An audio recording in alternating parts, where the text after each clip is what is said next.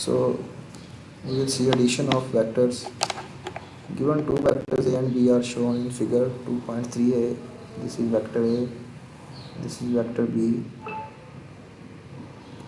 Given two vectors A and B are shown in figure, their sum is obtained by drawing representative lines in such a way the tail of a vector B coincides with the head of the vector A.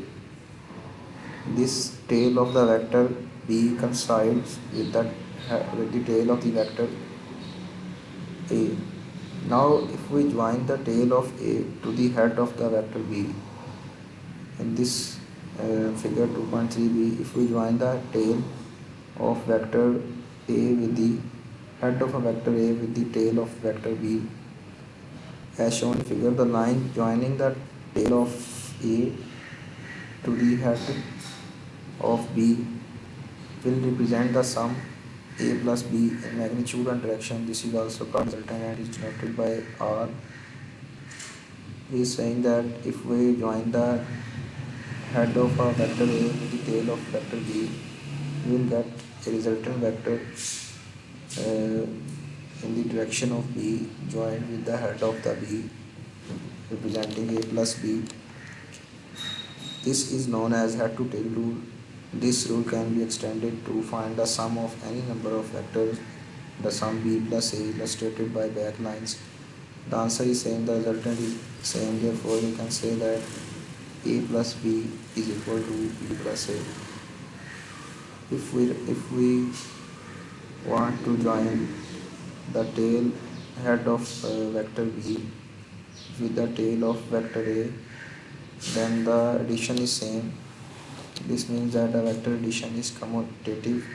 It means that when vectors are added, the result is same for any number of addition. So this was head to tail rule.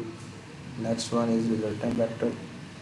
The resultant of a vector, number of vectors of the same kind, force vectors for example, is a single vector which would have the same effect as the original vectors added together.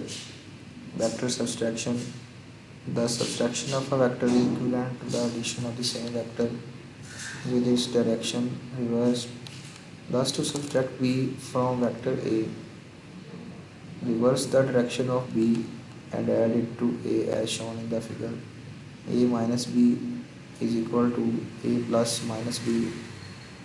Negative B is the negative of vector B.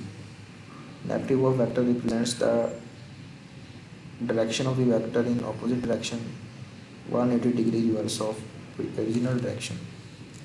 Multiplication of a vector by scalar.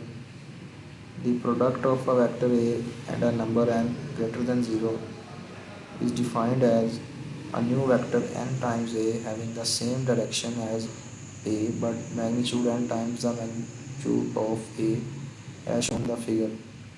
If the vector is multiplied by a negative number, then its direction is reversed.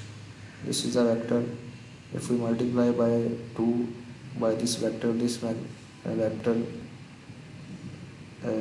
magnitude is doubled. Similarly, if we multiply it by minus 2, then its direction is reversed by 180 degree. This corresponds to a new physical quantity and the dimensions of the resulting vector will be the product of the dimensions. For example, when velocity is multiplied by the scalar, the product is called momentum. Mass is multiplied by the new quantity velocity called momentum having the dimensions as those of mass and velocity. Unit vector. A unit vector is a vector given with magnitude 1 in that direction. It is used to represent the direction of a vector.